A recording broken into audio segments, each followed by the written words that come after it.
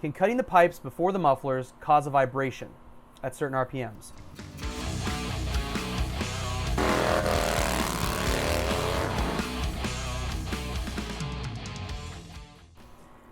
The way Honda designed their exhaust for the 750 and the 600, at least pre-2004 750s, it's a double wall exhaust construction. So there's an inner pipe and an outer pipe.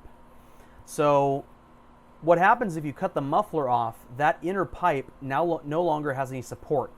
It's now inside this, just kind of flopping around, hot dog in a hallway, to be crude. But if you run that way for, it just depends on how long it takes, the inner pipe can actually rip itself off of the boss right by the motor.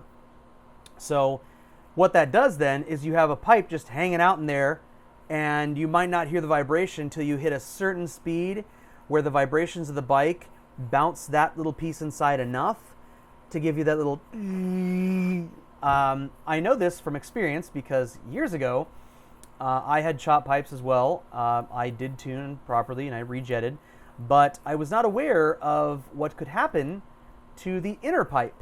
So I was on the freeway and I heard a sound and looked down, and the inner pipe is sticking out of the back of the outer pipe.